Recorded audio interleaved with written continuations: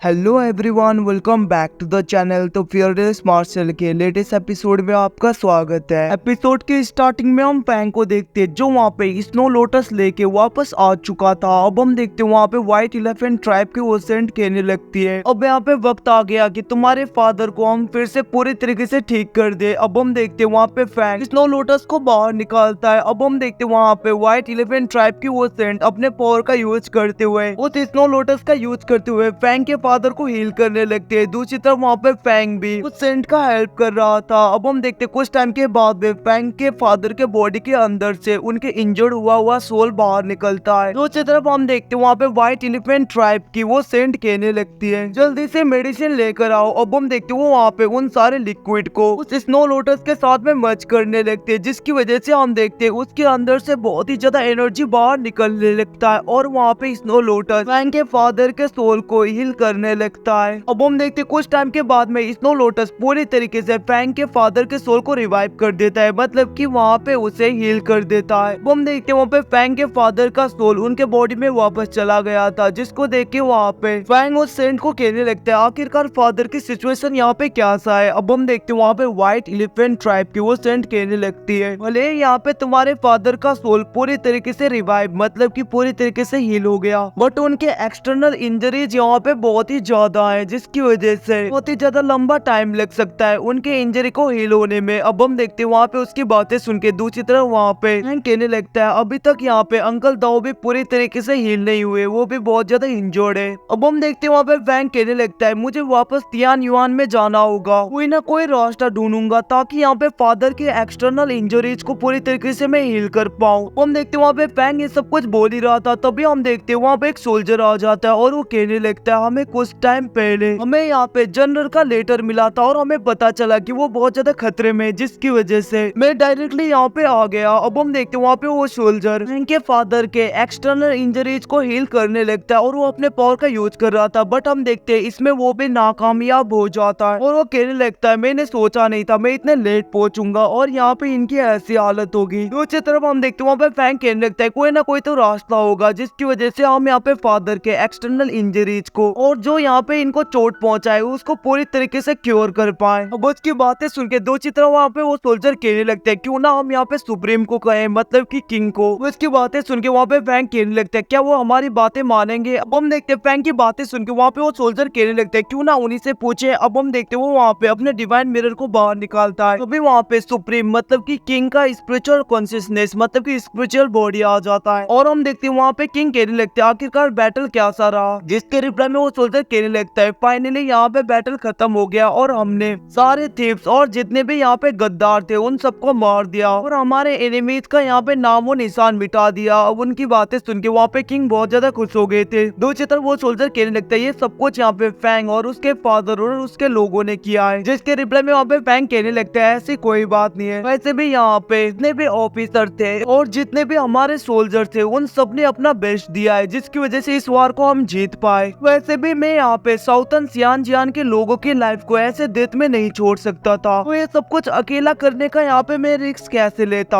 हम देखते हैं फैंग की बातें सुन के दूसरी तरफ वहाँ पे सुप्रीम लॉर्ड कहने लगते हैं तुम बहुत ज्यादा हम्बल हो और बहुत ज्यादा अच्छे, तो फिर आखिरकार तुम यहाँ पे क्या चाहते हो, तुम मुझे बताओ, तुम कुछ भी मांग सकते हो, मैं तुम्हें प्रॉमिस करता हूँ। वो उनकी बातें सुन के वहाँ पे फैंग एकदम से नील डाउन हो गया था और वो कहने लगते हैं सुप्रीम लॉर्ड प्लीज मेरे फादर को बचाइए। उसकी बातें सुन के वहाँ पे सुप्रीम लॉर्ड कहने लगते हैं आखिरकार यहाँ पे जनरल यून को क्या हुआ, और हम देखते हैं वो वहाँ पे जनरल यून की तरफ देखने लगता है जहाँ पे फैंग सब कुछ घटना सुप्रीम लॉर्ड को बताने लगता है कि कैसे यहाँ पे उसके फादर ने उसके डेविल फॉर्म को पूरी तरीके से रोकने के लिए अपने सोल को डैमेज किया और अपने सोल पावर का यूज किया। अब हम देखते हैं इन सब के बारे में सुन के वहाँ पे सुप्रीम लॉर्ड कहने लगते हैं तुम्हारा वो ब्लड लाइन पावर बहुत ही ज्यादा है और ऐसे यहाँ पे जैसे वक्त गुजरता जाएगा तुम्हारे फादर ने जो सील लगाया था वो कमजोर होता जाएगा और एक टाइम में वो फिर से आजाद हो जाएगा। अनफॉर्चुनेटली मैं यहाँ पे कुछ नहीं कर सकता। उनकी बातें सुन के दूसरी तरफ फैंग कहने लगता है इससे कोई फर्क नहीं पड़ता सुप्रीम लॉर्ड, बाद में मैं इसका कोई ना कोई वे ढूंढ लूंगा ताकि मैं इस ब्लड लाइन वाले पावर को पूरी तरीके से सील कर पाऊँ। अभी तो बस यहाँ पे मेरे फादर की बात है, आप मेरे फादर को जैसे भी बचाइए। अब उसकी बातें सुन के वहाँ पे सुप्रीम लॉर्ड कहने लगते तुम चिंता मत करो, जनरल यून को यहाँ पे कुछ नहीं होगा। अब हम देखते वहाँ पे सुप्रीम लॉर्ड अपने सोल्जर को कहने लगते हैं ट्रेजर हाउस में जाओ और कितने भी यहाँ पे कीमती आप क्यों ना हो यहाँ पे जनरल यून को पूरी तरीके से हील करने के लिए उन सबका यूज किया जाए। अब हम देखते हैं वहाँ पे सोल्जर हमें सर हिलाता है, दूसरी तरफ फैंग कहने लगता है इन सबका कॉस्ट। अब हम देखते हैं वहाँ पे सुप्रीम लॉर्ड कहने लगता है इसकी जरूरत नहीं। अब हम देखते हैं वहाँ पे सुप्रीम लॉर्ड को फैंग थैंक यू कहने लगता है और वो कहने लगता है अगर आपको मुझसे कुछ भी काम करवाना हो तो आप मुझे बेझिझक बताइए। अब उसकी बातें सुन के वहाँ पे सुप्रीम लॉर्ड हंसने लगते हैं और वो कहने लगते हैं जरूर। अब हम देखते हैं वहाँ से जाने लगते हैं और वो कहने लगते हैं सबसे पहले तो मैं साउथर्न के लोगों को पूरा एक्सप्लेनेशन दूंगा आखिरकार यहाँ पे हुआ क्या था। अब यहाँ से सीन शिफ्ट हो गए, दूसरी तरफ हमें फैंग को दिखाया जाता है जो कि एक जगह पे होता है। तभी हम देखते वहाँ पे हान यूनर आ जाती है और उसको देख के वहाँ पे फैंग खुश हो गया था और वो कहने लगते तुम कब आई। हान यूनर को देख के ऐसा लग रहा था कि वो ठीक नहीं, जिसको देख के वहाँ पे फैंग कहने लगते आखिरकार क्या हुआ, क्या तुम ठीक हो। अभी हम देखते वहाँ पे हान यूनर कहने लगते तुम मेरे साथ में चलो और हम देखते वो वहाँ पे फैंग को अपने साथ में ले जाने लगती है। फिर दूसरी तरफ हम अंकल दाओ को देखते हैं जो कि वहाँ पे पूरी तरीके से बेहोश हो चुके थे और वो वहाँ पे सपना देखते हैं कि उनके ड्रीम में जहाँ पे एक लेडी उनको कहने लगती है आज से तुम्हारा और मेरे बीच में मास्टर और सर्वेंट का रिलेशन यहीं पे खत्म होता है और तुम यहाँ से जा सकते हो। इतना कहते हुए हम देखते हैं उसने वहाँ पे उसके ऊपर अटैक करते हुए उसे पीछे फेंक दिया था। दूसरी तरफ हम देखते हैं सब कुछ देख के वहाँ पे अंकल दाओ अपने आउट ऑफ कंट्रोल हो जाते हैं और वो वहाँ पे